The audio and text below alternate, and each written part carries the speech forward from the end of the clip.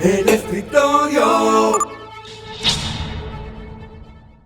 Amigos del escritorio, una entrega más de este espacio.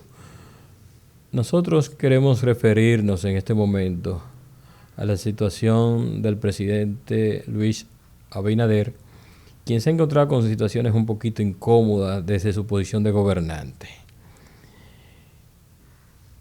Tenemos que recordar que en campaña y durante años, el actual presidente, su partido, lanzó una serie de acusaciones contra el gobierno de turno, que era un gobierno que encabezaba el Partido de la Liberación Dominicana, tanto un primer gobierno del doctor Leonel Fernández, un segundo gobierno del licenciado Danilo Medina.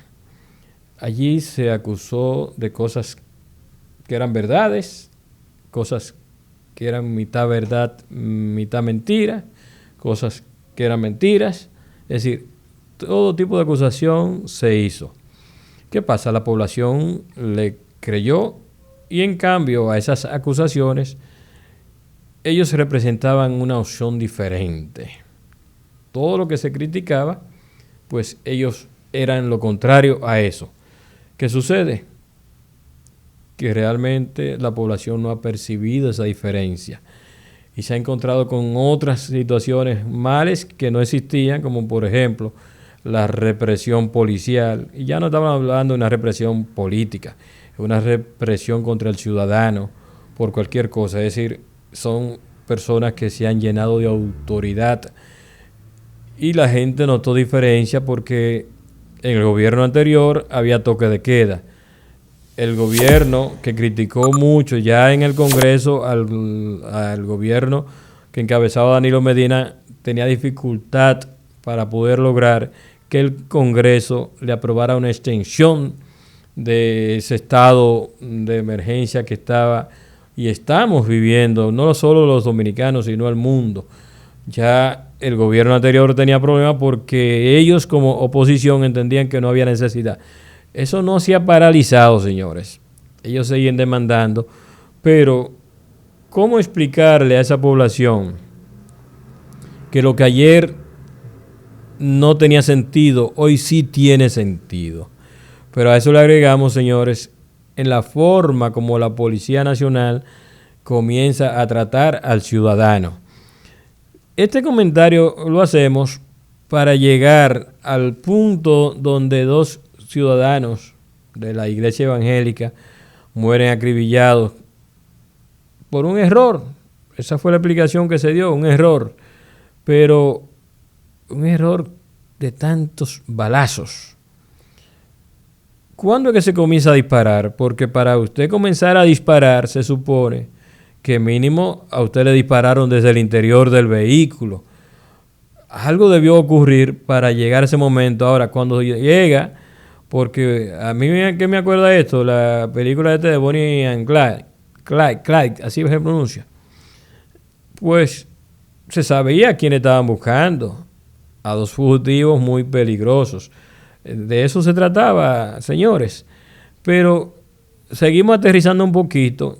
Y es que, por ejemplo, ahora mismo acaban de pasar, no sé si condición de retiro, no sé bajo qué, decía la prensa, unos 350 miembros de la Policía Nacional, de distintos rangos.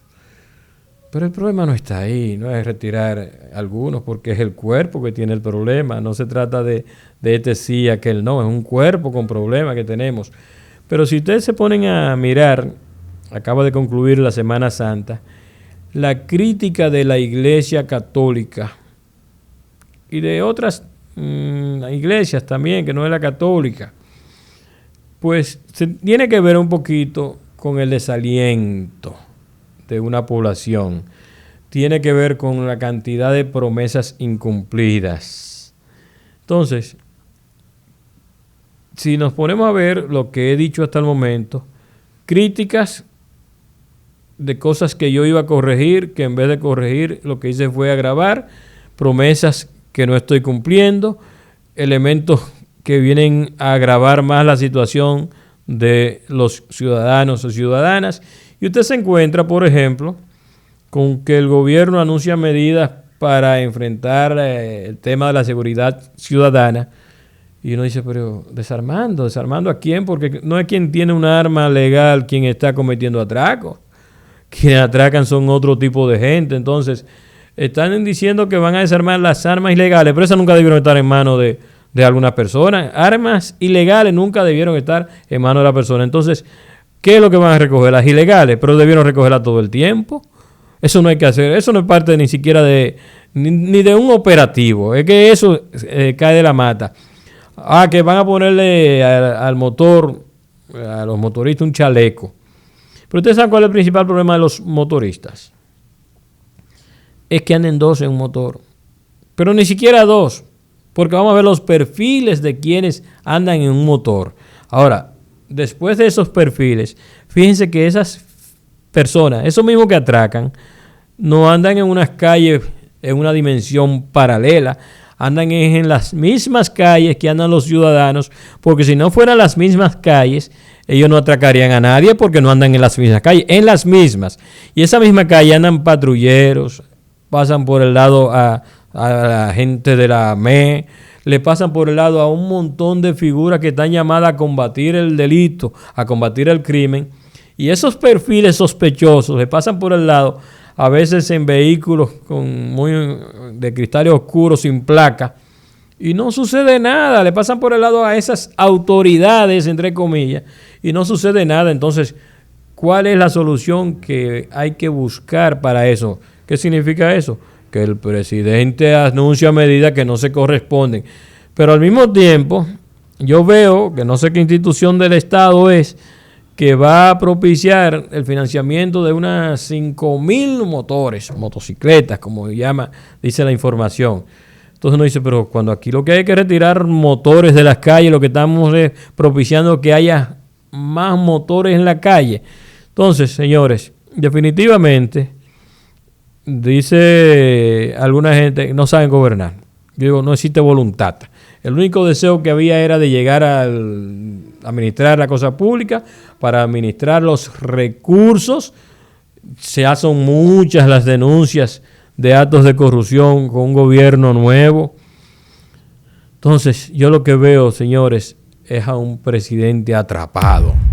Atrapado entre lo que prometió, que no puede cumplir, entre lo que prometió, que no hay forma de cumplir, entre lo que prometió, que no tenía ninguna intención de cumplir. Tenemos a un presidente atrapado.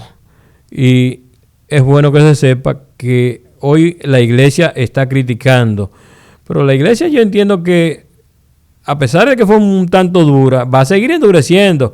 Porque es que sencillamente uno se pregunta, ¿y quiénes son los que se benefician de esta cantidad de promesas incumplidas, sin que el gobierno nos enseñe un norte hacia dónde vamos, que no sean declaraciones de que todo está bien y de que estamos cambiando?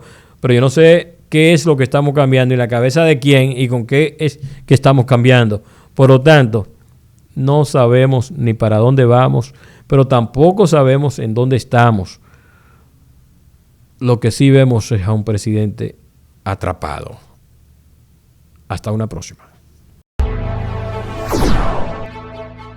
El escritorio.